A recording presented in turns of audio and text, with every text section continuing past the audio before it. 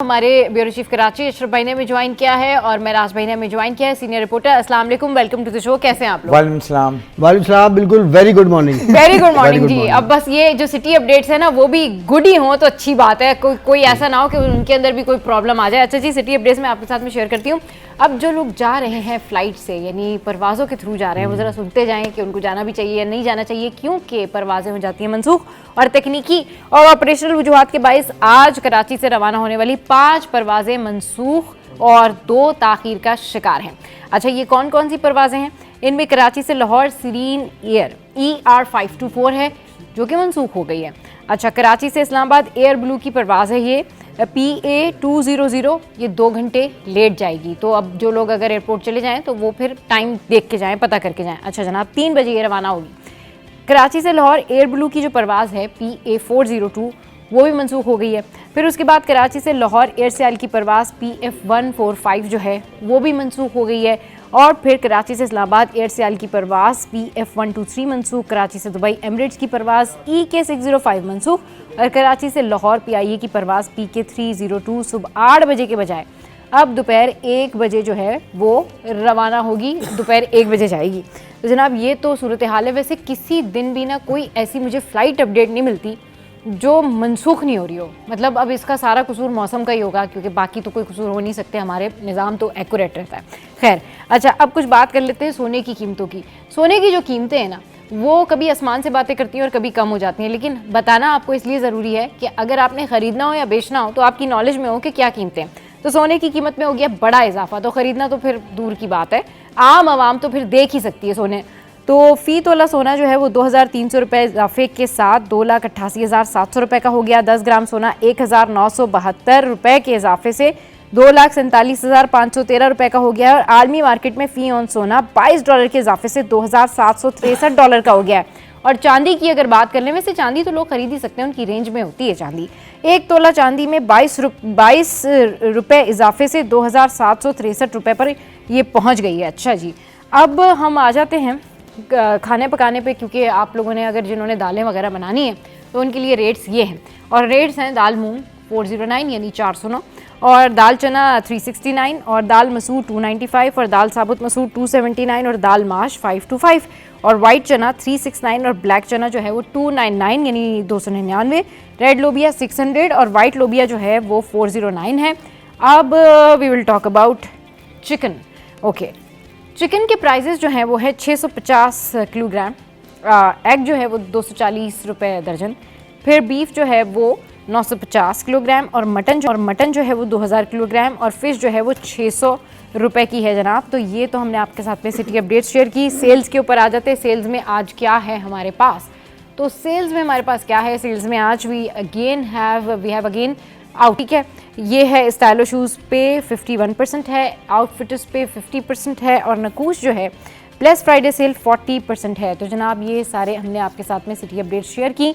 मौसम का जो हाल है वो डेफिनेटली, और करेंसी के जो मालूमात है कि उसके क्या रेट्स हैं वो हमारी स्क्रीन पर जो है वो शो हो रहा होगा। और जैसे ही हमारी करस्पॉन्डेंट अक्सा हमें ज्वाइन करेंगी हम आपको जो है वो बताएंगे, बल्कि ज्वाइन कर लिया उन्होंने, तो उनसे जानते हैं मौसम का हाल। अस्सलाम वालेकुम अक्सा, गुड मॉर्निंग, कैसी हैं आप? मौसम कैसा है? वालेकुम अस्सलाम सबा, हम बिल्कुल ठीक ठाक, बहुत प्यारे। आप बताइए आप कैसी हैं? और मौसम तो काफ़ी गर्म हो चुका है, सर्दी तो चली गई है।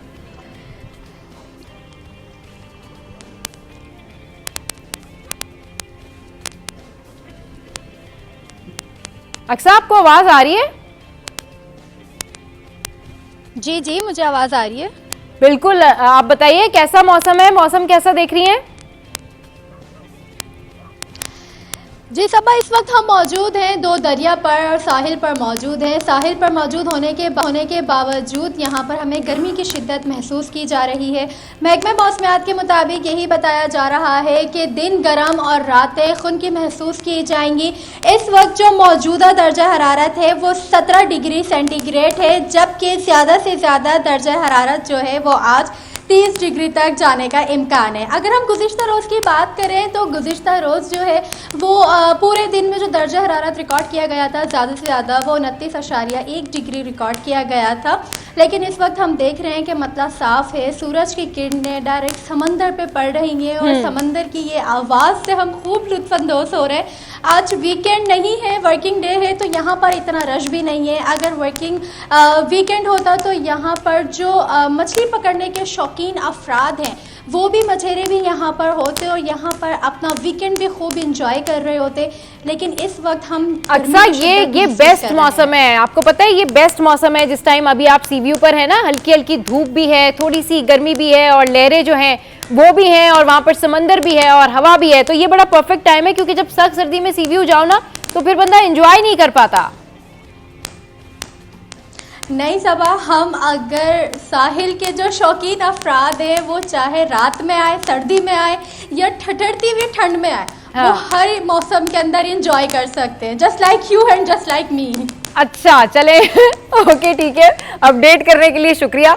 और सारे लोग जो हैं वो ये कहते भी हैं कि भाई अगर बहुत ज़्यादा सर्दी हो तो हमसे सी व्यू नहीं जाया जाता, लेकिन जिस तरह से अक्सा ने कहा कि भाई जो शौकीन अफराद हैं तो उनकी तो कोई लिमिट ही नहीं होती, वो तो कभी भी जा सकते। लेकिन आज अक्सा जिस जगह पर खड़ी हुई थी और जिस तरह से समंदर देखा ना तो भाई अपने शहर से प्यार हो गया। महराज भाई हमारे साथ हैं, अशरफ भाई हमारे साथ हैं। अशरफ भाई सुबह सुबह इतना ज़बरदस्त व्यू देख के, समंदर देख के बिल्कुल ऐसा लग रहा है कि कराची में अल्लाह ताला की वाकई एक ब्लेसिंग है। और जो लोग सी व्यू के करीब रहते हैं वो कितने ब्लेस्ड होंगे कि सुबह सुबह उठ के ठंडी ठंडी ताज़ी ताज़ी हवा और सामने समंदर। बस हमें अक्सर ने रोज इसी तरह से समंदर दिखाना है फिर। अशरफ भाई अक्सर जहाँ खड़ी हुई हाँ। थी और उसके बैकग्राउंड आप देखें ना, खास तौर से बहुत सारे लोगों को शौक है, पता है आपको। हाँ। मेरे एक दोस्त है नॉर्थ इस्लामाबाद में रहता है और हर वीकेंड पे यानी सैटरडे संडे जो है, क्योंकि अपनी फैक्ट्री है और सैटरडे संडे को सुबह सी व्यू पे जाता है। हाँ। पहले वो अकेला जाता था, वाइफ के साथ जाता है, तो वो कह रहा है जो सुबह जो मज़ा आता है ना, हाँ। जो वहाँ वॉक करना और राइट तो वो कह रहा है कि ये, मगर वो एक अफसोस है कि हम देखें कि वहाँ पे आप सी व्यू पे जहाँ पे खड़ी हुई, अगर हम नीचे वाले ट्रैक पे जाएं हाँ। तो हम लोग यहाँ पे अपने समंदर को साफ़ नहीं रखते हैं। और कराची इतना गुंजान, करोड़ों गैलन जो है मतलब कि जो गटर का पानी, कचरा और पता नहीं क्या क्या चीजें वहाँ मगर पर आप लुक देखें समंदर का, क्या लुक आ रहा है, मतलब बंदा फ्रेश हो जाता है। अगर आप देखें, अभी हम सिर्फ 10 सेकंड उसको आप स्क्रीन को देखें ना, हाँ। तो जो अंदर से जो स्पार्किंग आती है ना, बिल्कुल आपके वो देख के बिल्कुल मूड चेंज हो जाता है, बिल्कुल पुरसुकून समुंदर। हाँ। और इस वक्त सुबह सुबह क्योंकि सर्दियों का मौसम है, तो आपको पता है समुद्र की लहरें जो वो ठंडी हुई होती हैं और वहाँ पे बैठ के आप एंजॉय करें। वाह भाई वाह। तो हमारी जो करस्पॉन्डेंट है वो तो इस वक्त एंजॉय कर रही होंगी। और यहाँ पे सैर व तफरी के लिए, सयाहत के लिए बेस्ट चीज़ें बना दी जाए ना तो आवाम यहाँ की ना मेरे ख्याल में बाहर जाना ही छोड़ दे। यहाँ ना हमारे पास है सब कुछ, लेकिन सफाई और मैनेजमेंट जो होती है ना वो बड़ी इंपॉर्टेंट होती है, उसकी बड़ी कमी है। अच्छा जी, टॉप स्टोरीज़ पर आते हैं, लेकिन टॉप स्टोरीज़ पर आने से पहले जो है, हाँ बल्कि ये जो हमारे करेंसी रेट्स हैं ये आप हमारी स्क्रीन पर देख सकते हैं। इसके अलावा जो वेदर अपडेट्स हैं वो भी आप हमारी स्क्रीन पर देख सकते हैं। अच्छा, टॉप स्टोरीज़ पर जाने से पहले थोड़ी सी पड़ोसी मुल्क की बात कर लेते हैं। और जनाब ये भारत है जहाँ पर कुंभ मेले में भगदड़ मच गई। और ये इनका बहुत बड़ा कुंभ का मेला होता है और वहाँ पर तकरीबन अफसोसनाक हादसा हुआ कि जी 40 अफराद जो है वहाँ पर हलाक हो गए। और फिर ये जो भारतीय रियासत है उत्तर प्रदेश, इसमें यहाँ ये जो महाकुंभ मेला होता है इसके दौरान जो बैरियर्स लगे हुए थे वहाँ पर वो टूट गए और फिर उनके टूटने की वजह से ये सारी भगदड़ हुई, मिसमैनेजमेंट हुई और फिर उसमें 40 अफराद हलाक हो गए और बहुत सारे लोग जो है वहाँ पर इस वक्त ज़ख्मी भी हैं। अब ज़ख्मियों की जो ज़्यादा तादाद थी, जाहिर सी बात है फौरी तौर पर फिर उनको अस्पतालों में मुंतकिल किया गया, ख़वातीन भी हैं उनमें शामिल। अच्छा, हादसे के बाद जो मजहबी रसूमात थी वो भी वहाँ पर अब मौखर कर दी गई और भारतीय वज़ीर आज़म जो है नरेंद्र मोदी, उन्होंने फौरी इक़दाम की भी हिदायत की। और इसकी जो बड़ी वजह जो सामने आई, जो लोग कह रहे हैं कि भाई क्या हुआ, तो वो ये थी कि वहाँ पर नाकाफ़ी सहूलियात थी, सहूलतें थी नहीं, दीगर चीज़ें भी बहुत ज़्यादा प्रॉब्लम में थी। तो ये जो मेला होता है ये अब तक इसमें 15 करोड़ अफराद जो है वो शिरकत कर चुके हैं और 17 जो है, जबकि इस हादसे के वक्त 5 करोड़ अफराद उस वक्त मौजूद थे। तो ये तो हमने आपके साथ में शेयर की पड़ोसी मुल्क की खबरें। अब हम वापस आ जाते हैं जी शहर कायद पे और हमारी टॉप स्टोरीज़ पे कि आज हमारी टॉप स्टोरीज़ क्या हैं। जनाब, सिंध हाई कोर्ट ने ट्रैफिक सिग्नल्स पर भिखारियों के ख़िलाफ़ ऑपरेशन की हिदायत जारी कर दी है।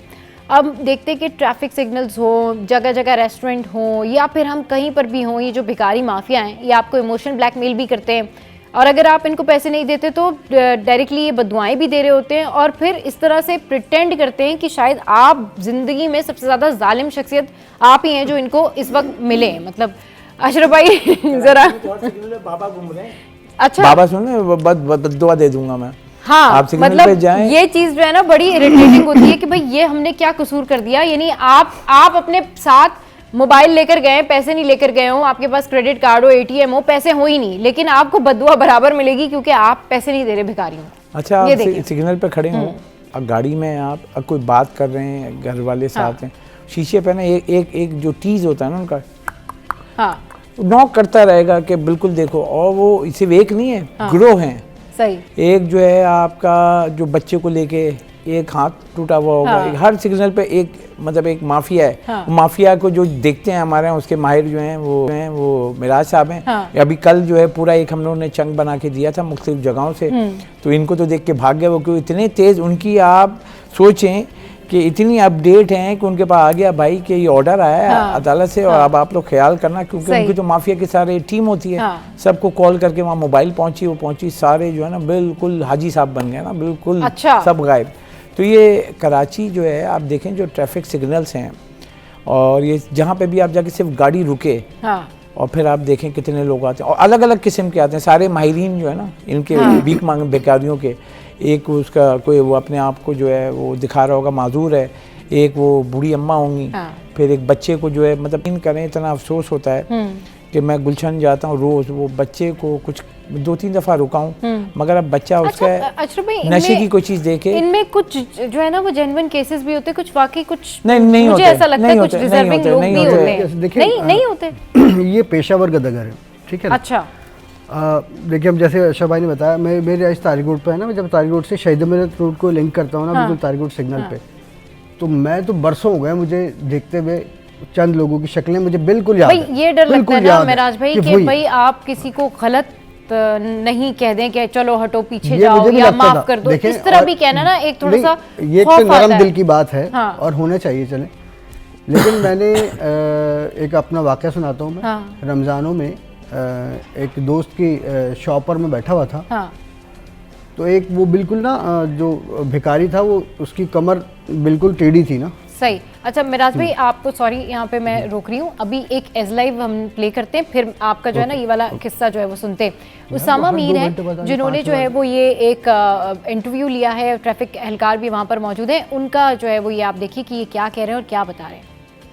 हाँ जी बिल्कुल, सिंध हाई कोर्ट की जानिब से जो है वो भिखारियों को सिग्नल पर खड़ा होने के खिलाफ कार्रवाई का हुक्म दे दिया गया है। इस वक्त मैं आपको गुल प्लाजा के सिग्नल से रिपोर्ट कर रहा हूँ। ये मेन सिग्नल है जो कि एमिक जिना रोड पे भी आगे जा रहा है, सदर की जानिब भी रोड जा रहा है गार्डन से।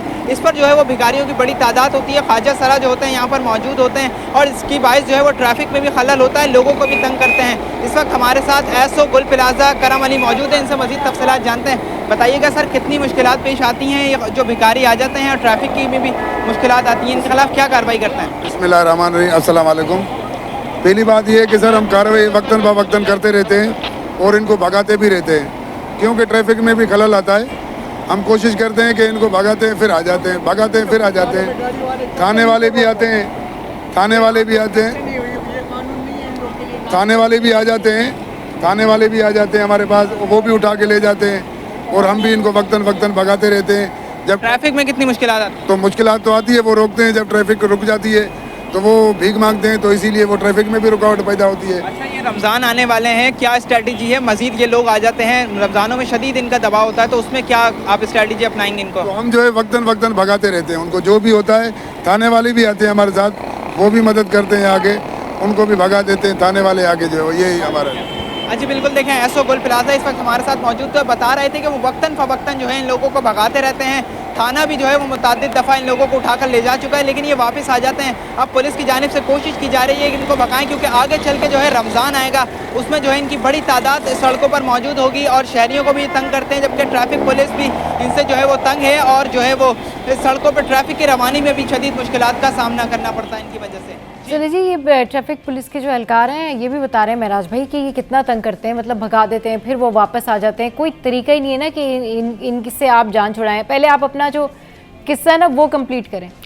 ताजकोट पर जो है ना, एक रमज़ान में बहुत सारे लोग आते हैं। एक तो वो आते हैं वो हरे हरे कपड़े पहन के ना, जिनका सर छोटा सा होता है, तो एक तो वो भी आते हैं। इसके अलावा बहुत नए नए आपको ना क्रिएटिव भिखारी, क्रिएटिव भिखारी, स्टाइलिश क्रिएटिव, अजीब अजीब उन्होंने अपनी हरकतें की हुई होती है। तो उसमें एक आता है वो लाठी लेके चलता है और कमर उसकी बिल्कुल ऐसे झुकी हुई होती है। अच्छा, सही। मैं एक दफ़ा एक दूध की दुकान पे बैठा हुआ था, थोड़ी देर के दोस्त भी साथ था मेरे, तो हम गपशप कर रहे थे। सही। 1-1.5 घंटा बैठना हुआ भाई। वो 1.5 घंटे में 2 दफ़ा आया भीख मांग के और 5,000 का खुला देके 5,000 रुपये बंदे हुए ले जाता है वो। अच्छा। अब आप उसकी कमाई की हद तो देखे। रमजानों में वो सिर्फ रात में 2-3 दफ़ा खुला, यानी कि 10 से 15,000 रुपए पर डे वो नाइट वो कमा रहा है। मैं अपने साथ हुआ वाकया सोच रही हूँ, 500 का खुला है, यकीन करें उसका वाला वाकया सोच रही हूँ तो वो उसकी बिल्कुल कमर झुकी हुई है जैसे अभी गिर जाएगा ये। ठीक है, और जब खुला लेने आता सीधा हो जाता है वो बिल्कुल। अच्छा। तो हम तो नौसरबाजों में घिरे में। और फिर देखिए ट्रैफिक सिग्नल की बात आ गई, पुलिस की बात आ गई, फिर आप बोलेंगे कि मैं पुलिस फेवर की बात करता हूँ। बात ये है कि हर ट्रैफिक का सिग्नल भिखारियों ने खरीदा हुआ है। ये मैं इंकशाफ कर रहा हूँ। हाँ।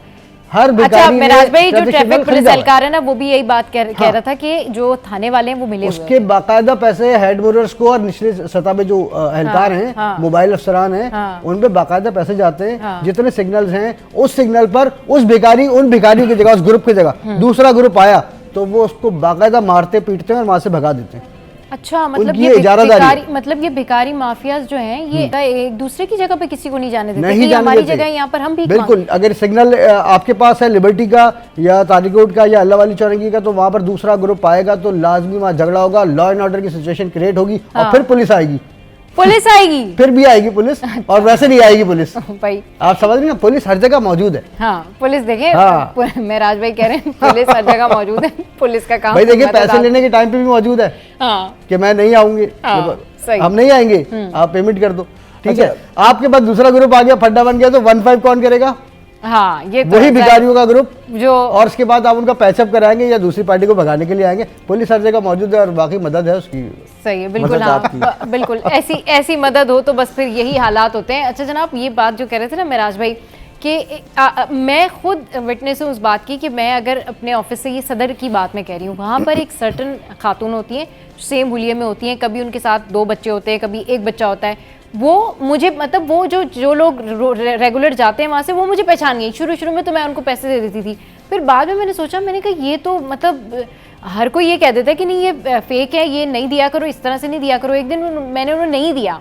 नेक्स्ट डे जब मेरी गाड़ी वहाँ पर रुकी उसी ट्रैफिक सिग्नल पर, तो लिटरली उन्होंने मुझे गुस्से से शीशे पे ऐसे करके कहा कि ये नहीं देती, यहाँ नहीं टाइम ज़ाया करो।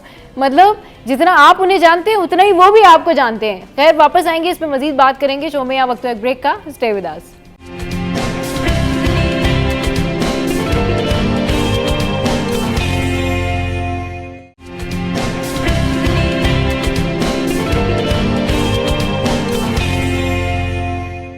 Welcome back. तो शहर कायद के सबसे ताकतवर माफिया की इस वक्त हम बात कर रहे हैं, जो कि हैं भिखारी माफिया। और महराज भाई जिस तरह से बता रहे हैं कि इनकी कितनी लॉबीज होती हैं, इनके कितने माफियाज होते हैं, कितने झगड़े होते हैं, कितने एरियाज इनके बटे हुए थे आपस में।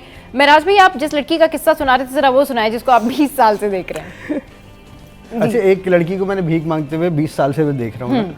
तो पहले वो DHA में और गिजरी के सिग्नल पे होती थी, DHA के मुख्तलिफ जगहों पे होती थी। फिर लास्ट टाइम मुझे वो जो है वो एमेजिना रोड पर मिली ना। अच्छा। तो 20 सालों में मैंने उसको मुख्तलिफ जगहों पे देखा, और वो लड़की थी, फिर वो उसके बच्चे भी हो गए, शादी हो गई शायद 20 साल से, मतलब जी अब 1.5 उम्र हो गई है वो, और अब वो एमेजिना रोड पे। लेकिन उसका जो शुरू से एक स्टाइल था वो अभी तक है। वो ना सिर्फ बताएं। वो सिर्फ जहाँ भी खड़ी होती थी सिर्फ ये बोलती थी, अल्लाह के नाम पे मेरे प्यारे प्यारे बहन भाई कुछ देते जाओ। इस तरह से उसका बस ये एक ही लाइन होती थी ना, इस तरह से। अच्छा। वो ये करती रहती थी। तो वो हमारी एक चैनल में मैं काम करता था, तो उसमें एक हमारी जो है रिसेप्शनिस्ट होती थी। जी। तो वो उसकी बड़ी प्यारी नकल उतारती थी। अच्छा। तो वो भी देखती थी, जाहिर सी बात है, जाहिर है सब देखते हैं। तो हम लोग कभी कभार जो है वो जब काम वाम से फारिग हो जाते थे गपशप में, तो वो पूरी नकल उतार के दिखाती थी उसकी। एक दफा फिर से बोल के दिखा। अब वो अच्छा, अब उसकी आवाज में वो चीज नहीं रही। नहीं once more। देखिए आपके इतने फैंस हैं जो इंस्टाग्राम पे मैसेजेस करते हैं आपके लिए, आप उनके लिए एक दफा फिर से बोल के दिखाएं। भाई वो कहती है कि अल्लाह के नाम पे मेरे प्यारे प्यारे बहन भाई देते जाओ, इस तरह से कहती है वो। अच्छा, अब बेचारी की आवाज़ भी ना थोड़ी धीमी हो गई है और बस बुरा वक्त चल रहा है, लेकिन देखिए है प्रोफेशनल, उसने जिंदगी में कोई और काम नहीं किया, पहले एक ही काम किया उसने। 20 साल से महराज भाई उन्हें देख रहे हैं, प्रॉपर नोटिस कर रहे हैं, फिर उनकी शादी, बच्चे हुए, पूरी फैमिली सड़क पे, मतलब, और ये माफिया है, ये माफिया है। ओह गॉड, उसने कोई काम ही नहीं किया। देखिए अगर मजबूरी में भीख मांगी जाए ना तो वो 1 दिन 2 दिन 4 दिन 5 दिन। अभी तो कोई माफिया नहीं है, अभी आप रमजान आ रहा है, हाँ देखिएगा एक गाड़ी पे 10 लोग ना खड़े हुए तो आप बताइएगा। पूरे माफिया जो ब्रिजेस है ना, हाँ, जितने भी कराची में ब्रिजेस उसके नीचे जाके देखें, ये जो माशाल्लाह से सारे इतना बड़ा गैंग आता है, हाँ, वहीं रहते हैं, इतनी गंदगी, यानी कि देखें हमारे शहर में तो वॉशरूम भी नहीं है, हाँ, वो वहीं पे ही सारी गंदगी करते हैं। आप वहाँ पे पैदल जाएं तो आप मतलब तबीयत ख़राब हो जाएगी। मैं आयशा मंदिर की मिसाल दूं, अभी भी बैठे हुए हैं, आयशा मंदिर के बीच वाला जो है वो ग्रीनरी का जो पैच है, वहाँ पे ये सारे पूरा कैंप वैम्प लगा के रहे हैं। शहर के बीच में कहाँ हैं ये इदारे, कहाँ हैं ये सारे, मतलब ये सब इदारे पैसे लेने के लिए बैठे हैं, तनख्वाहों के लिए। इनसे पूछ लें इंक्रोचमेंट, ये इन्हीं के जद में आते हैं ना, या ईरान से आएंगे, जापान से आएंगे, चाइना से लोग आएंगे इसको ठीक करने के लिए, इनको काम ही नहीं करना है। और जो वज़ीर बन के सारी बड़ी बड़ी गाड़ियों में घूमते हैं ना, तो देखें ये पैसा है टैक्स का, और इस शहर को सहूलत देनी है तो आपका काम है, अगर नहीं दे सकते घर जाएं। नहीं अशरफ भाई, इशू सारा ये ना कि ये जो इतना ताकतवर माफिया है, अभी जिस तरह महराज भाई ने इनकी पूरी कैटेगरी बताई कि भाई ये साल से मौजूद होते हैं, ये ट्रैफिक सिग्नल्स, ये अब पुलिस, फिर वही बात आती थी कि पुलिस तो इन लोगों का झगड़ा खत्म करा के सॉर्ट आउट करवा के जाती है, पुलिस ये माफिया ही खत्म नहीं करती कि भाई इनको कहें कि भैया आप कोई काम धंधा कर लें कोई। देखिए हम मिसाल दे के बात करते हैं, कोविड आया, सही आया, लॉकडाउन हुआ कराची में, 7 जिला हैं, डीसीज ने लॉक किया था या पुलिस ने लॉक किया था? डीसीज खड़े हुए, इलाके को लॉकडाउन किया, लोग घरों में थे। हाँ। इसका मतलब डिप्टी कमिश्नर, कमिश्नर ये सब अपनी पावर यूज करके कर सकते हैं। ये तो तमाम कमिश्नर अगर निकले हैं, हाँ। मैं अभी अपने घर के पास की इंक्रोचमेंट की दे रहा हूँ गुलशन में, और तला साहब जो डीसी हैं वो हमें खबरें चलाने के लिए देते हैं, ऑन एयर बोल रहा हूँ। मेरे घर के पास मतलब गली से मुड़ते हैं ठेले, पता नहीं कौन कौन सब खड़े। मैंने कहा इधर भी कर दें। अच्छा, मैं रुक के मैंने बोला तो वो मुझे मारने के लिए आ गए। मैंने कहा भाई आप ये रोड है, टर्निंग है, आप वो ठेला लगा के एक बाइक वाला लगा के मैं मुड़ूं कैसे? मैंने उनको बोला आप कर लें, मैंने उनको रिक्वेस्ट भी की। मतलब मेन ये कि आपको नज़र नहीं आ रहा है क्या? सही। आप अगर एक मुतलका ऑफिसर है उस इलाके के, आपको काम करना पड़ेगा। हम आवाम के नुमाइंदे, हम आपको बार बार बोलेंगे, और हमें भी शिकायत हो कि हम आपसे, हम कोई डीसी थोड़ी हैं भाई, हाँ। हम आपको इन्फॉर्मेशन देंगे। ये जो सारी चीज़ें आपको मैं बताऊं, पूरे शहर में जो ब्रिजेस का मैं बता रहा था, आप जाएं लियाकताबाद के ब्रिज के नीचे जाएं, आयशा मंदिर के नीचे, जहाँ जहाँ ब्रिज है, गुलशन जो है नीपा के नीचे जाएं, आप देखें पूरी माफिया बैठी, आपको नहीं मिल रहा ऑफिस के नीचे। अच्छा, पूरा खानदान है, पूरा खानदान, हाँ। खेमा लगा हुआ है, खाना बन। अब आप देखें ना, इन सब जगहों पे वॉशरूम नहीं है। अच्छा। आप उस वहाँ से क्रॉस पैदल, आप तो गाड़ी में आ जा रही है, हाँ। पैदल चल के दिखा दें, आप 3 दिन तक बीमार रहेंगी, क्योंकि वो जो देखें जानवर को जो फुजला होता है ना, हाँ। वो आपको खेती बाड़ी इधर यूज हो जाता है, इंसान को वो जो है ना वो आपको बीमारी फैलाता है, और वो डिस्पोज ऑफ करने की जगह नहीं है, जगहों पे वो कर रहे हैं, गंदगी फैला, बीमारियां होती हैं। अच्छा, फिर आप बात करते हैं, हाँ। कि हमारे यहाँ वारदातें हो रही हैं। अरे भाई ये जो आगे यहाँ पे पड़े हुए हैं, इनका कौन सा रिकॉर्ड है? क्रिमिनल है, सारे रिकॉर्ड है, सारे खाना बदोश बोल के खत्म कर देते, खाना बदोश है। अरे भाई खाना बदोश क्या क्रिमिनल नहीं होते भाई? कोई भी किसी भी क्रिमिनल एक्टिविटी में इन्वॉल्व हो सकता है, ये तो आप किसी को जज ही नहीं कर सकते। ये तो फिर ऐसा है ना कि आपको सब मतलब फिर आपको यकीन आता है हम कराची ऐसे शहर में रह रहे हैं जिसको आप मेगा सिटी बोलते हैं। भाई मेगा सिटी में सबसे ताकतवर माफिया कौन? भिखारी माफिया, गदागर माफिया। मतलब ये जो गदागर माफिया है, ये इसने आपका जीना हराम किया हुआ है। लेकिन मेरा कॉन्सेप्ट आज बहुत ज्यादा क्लियर हुआ, क्योंकि मुझे हर थोड़ी देर बाद जब अगला सिग्नल आता जाता था ना, तो मैं कहती थी नहीं ये शायद डिजर्विंग है, फलाना शायद डिजर्विंग है, लेकिन मुझे अभी यहाँ से पता चला नहीं ये पूरा एक माफिया है। नहीं बताया। हाँ, आप कारसाज पे जाएं, एक मतलब अगर आप हॉस्पिटल जा रहे हैं तो शायद फैसल से जिना या इधर जाएंगे, हाँ। एक बूढ़ी अम्मा को लेके एक बाबा, रोज मैं जाता हूँ, हाँ। रोज लेके कारसाज से टुवर्ड्स गुलशन के लिए लेके बैठे हुए होंगे, हाँ। गाड़ियाँ रुकती हैं, सही। कहते हैं हॉस्पिटल जाना, कुछ लोग पैसे दे देते, कुछ बैठा के लेके जाना, कि नहीं हम दे दें, हम चले जाएंगे। फिर एक गुलशन में मैं स्टेडियम के बैक साइड से जाता हूँ तो एक ठेले पे वो जो मिट्टी के बर्तन नहीं होते वो लेके जाते हैं, हमेशा टर्निंग पे जाके गिरा देगा, कह रहा गाड़ी वाले ने मार दिया, सारे बर्तन पड़े हुए होते हैं। तो ये ऐसी ट्रिक्स हैं कि वो इंसानों के दिल और दिमाग से खेलते हैं, क्योंकि मुझे लगता है कि इनको ट्रेनिंग दी जाती है, कोई प्रॉपर माफिया है वो उनको बताते हैं कि एक आम आदमी कि देखे ना, कोई सख्त दिल है, कोई नरम दिल है, मैं बोलूँ मैं सख्त दिल हूँ, ये नरम दिल है, तो अब इनको अगर मुझे घेरना है तो मैं क्या करूंगा भाई, मिट्टी के बर्तन तोड़ दिया, मैं मर गया, मैं बर्बाद हो गया, फिर आप इमोशनली ब्लैकमेल होते हैं और फिर आप कहते हैं नहीं भाई मैंने मुझसे हुआ है तो मैंने तो ये करना ही है। बहुत शुक्रिया। इससे एक चीज और साबित होती है। हाँ, क्या? कराची वाले सबसे ज्यादा रहमदिल हैं पूरे पाकिस्तान में। ये नो डाउट, कराची वाले बहुत रहमदिल कौम है, कराची वाले बहुत मेज़बान कौम होता है ना, कि कोई भी आए उसको बहुत अपनाते हैं, उसको बहुत प्यार देते हैं और मेहमानों की बहुत अच्छी जो है वो खिदमत करते हैं। और मैं प्रोड्यूसर कह रहे हैं कि इतने रहमदिल है कि चोर भी आए तो उसको कहते हैं भाई ये वाला भी ले जाओ, और जेब में ये वाला है ये वाला भी ले जाओ, अच्छा पर्स भी दे रहा हूँ मैं ना, करना कुछ नहीं है तुम। चलें जी, शो में अब वक्त तो एक ब्रेक का, ब्रेक के बाद जब वापस आएंगे तो फिर मजीद टॉप स्टोरीज डिस्कस करेंगे। मिराज भाई हमारे साथ है। मिराज भाई आपका बहुत शुक्रिया। चलें।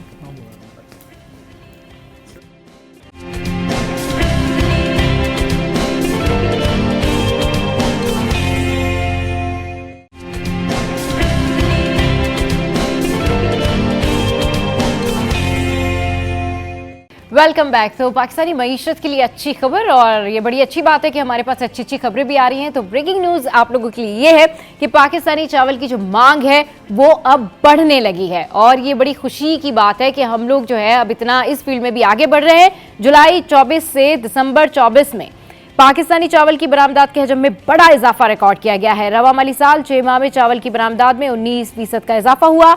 तमाम मुश्किलात के बावजूद पाकिस्तानी चावल की बरामदात बढ़ रही है, ऐसा कहना है साबिक चेयरमैन राइस एक्सपोर्टर्स एसोसिएशन का।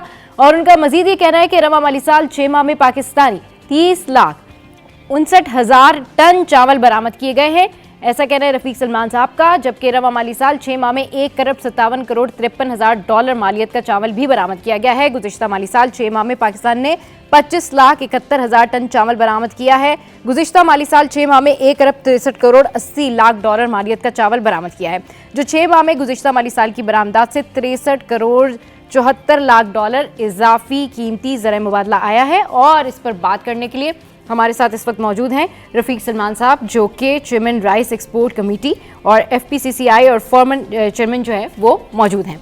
अच्छा जनाब, अस्सलाम वालेकुम sir, welcome to the show. बड़ी अच्छी खबर है, बड़ा अच्छा ब्रेक थ्रू है पाकिस्तानी मईशत के लिए कि हमारा जो चावल है उसकी मांग इतनी ज़्यादा बढ़ गई है। अल्लाह करे ये इसी तरह से चलता रहे। क्या देख रहे हैं कि मज़ीद आगे किस तरीके से फ्यूचर में जो है आउटकम आएगा, या क्या हर्डल्स सामने आने वाली हैं? बिस्मिल्लाहिर्रहमानिर्रहीम। सबसे पहले बहुत बहुत थैंक यू। ये जो आपने फिगर बयान की है ना, वो आपने जून 24 के दिसंबर तक, जून 24 दिसंबर 6 महीने का आपने फिगर बयान किया है। इस 6 महीने के अंदर जो जून के अंदर, जुलाई के अंदर जो एक्सपोर्ट हुआ है वो लास्ट ईयर का क्रॉप था। और जब क्रॉप एंड होता है तो उसके प्राइसेस थोड़े से हाई होते हैं और डिमांड थोड़ी इंटरनेशनली ज़्यादा होती है।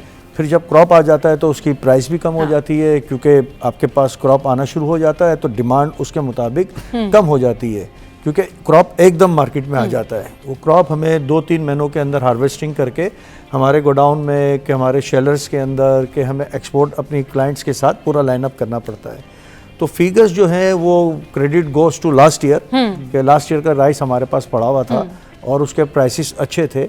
अब इस दफ़ा जो है वो जो हम आगे देख रहे हैं फ्रॉम जनवरी टू जून, वो थोड़ा सा हम अच्छा नहीं देख रहे।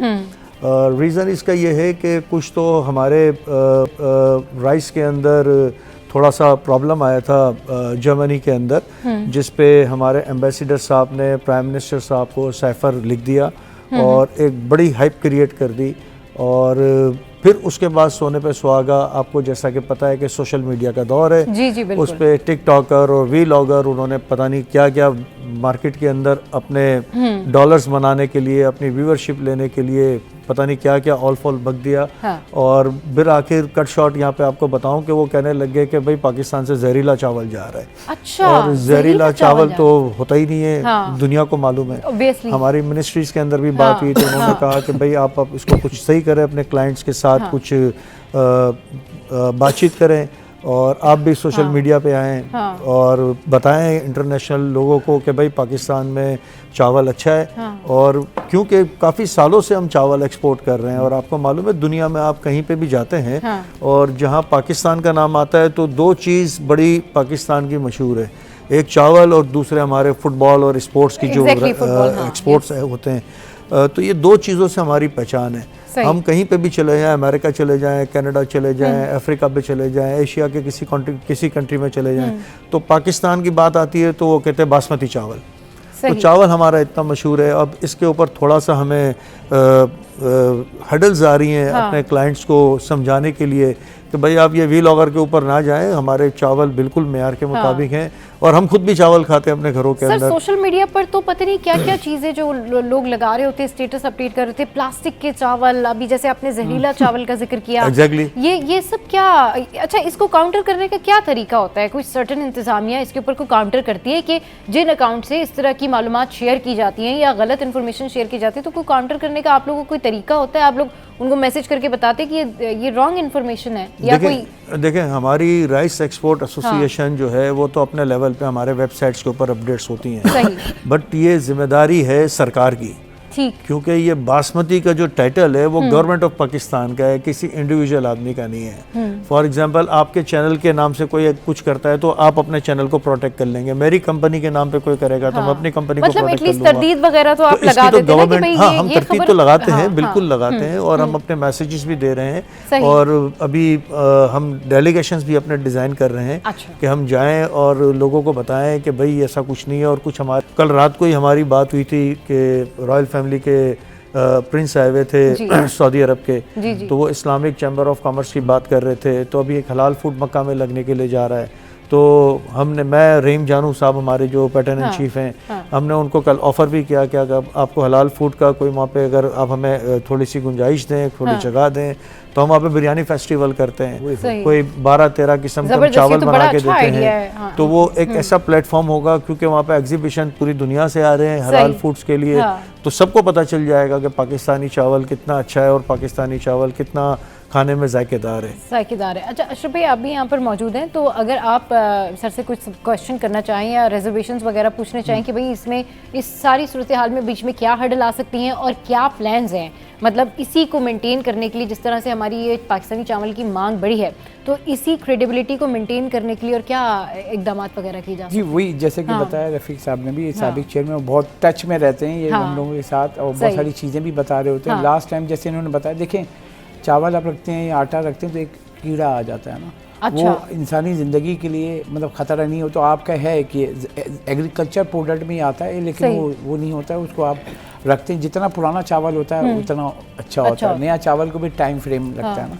अब इसमें ये होता है कि कितनी देर उसको पानी में रख के उसको बॉईल करना है ये करना। तो हमारे यहाँ जैसे मैं अभी बता रहे थे ये, तो बहुत सारी चीज़ें बता रहे हैं, जब बाहर जाते हैं आके कहानियाँ सुनाते हैं, कहने जब हम बिरयानी बना के लोगों को, आप लोग तो कई दफ़ा वो भी लेके गए ना, कुक को, बिल्कुल अपना कुक को लेके गए और शेफ़ अपना होता है और वो जब अलग अलग बिरयानी बनाता है ना तो वो खा के अंग्रेज़ भी जो है ना वो बहुत सारे, क्योंकि देखें क्लाइंट को क्या आपको अपनी तरफ अट्रैक्ट करना है कि टेस्ट देना है, तो ये टेस्ट जो है ना वो आपका बुनियादी चीज़ है कि बासमती खुशबू, वो बताएंगे इसकी डिटेल के जो खुशबू वाला चावल जो होता है वो अट्रैक्ट करता है खाने में ना।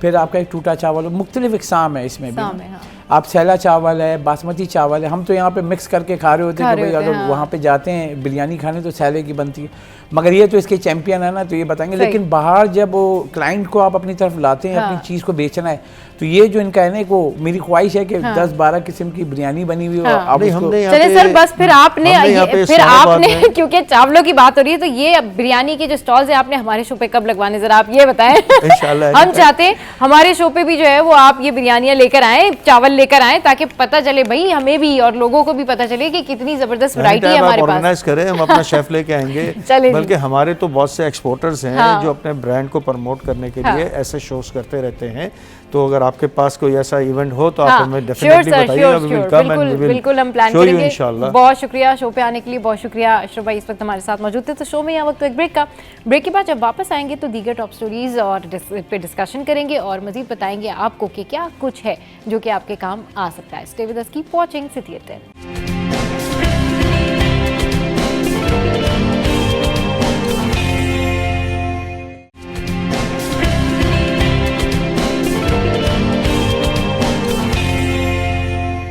Welcome back. तो अब हम बात करेंगे स्कूल माफियाज के हवाले से। आज वैसे हमने न्यूज़ में जो है वो एक माफिया के बारे में बात की, लेकिन ये वाकई माफिया है या नहीं है, या ये परसेप्शन है, या इनकी क्या मुश्किलात होती हैं, या वाकई ये जानबूझ के पेरेंट्स के साथ और स्टूडेंट्स के साथ ये सब कुछ कर रहे होते हैं। लेकिन आप नॉर्मल भी अगर किसी से बात करें ना कि भाई स्कूल या टीचर्स या प्रिंसिपल्स या स्कूल की फ़ीस या स्कूल की जितनी भी SOPs होती हैं, वो कहते हैं नहीं भाई ये तो बहुत अर्न करते हैं, इस पे तो जो है ना वो इनके बारे में ये बात होती है। आम परसेप्शन यही होता है कि इतनी ये फ़ीस लेते हैं, पढ़ाई कुछ नहीं होती स्कूलों में, बच्चे जो है उनके अंदर कोई चेंज नहीं आ रहा होता। तो इस पर बात करने के लिए हमारे साथ इस वक्त मौजूद हैं सदफ अलीम जो कि प्रिंसिपल हैं दी नेक्स्ट स्कूल की, और मोहतशम अली जो कि स्मार्ट स्कूल के ऑनर हैं। अस्सलाम वालेकुम, वेलकम टू द शो। कैसे आप लोग? अल्लाह का शुक्र है, ठीक ठाक। अच्छा मोहतशम भाई, आपसे स्टार्ट करती हूँ। ये बताएं आप लोग क्यों माफिया बने हुए भाई? मतलब ये क्या आप लोगों ने पेरेंट्स को परेशान किया होता है? इतनी आप फीसें लेते तगड़ी किस्म की, और अगर कोई 2 दिन फीस देने में कोई पेरेंट कोई बच्चा लेट हो जाए तो आप लोग क्या रवैया उसके साथ करते हैं? मतलब ये क्या करते हैं आप लोग?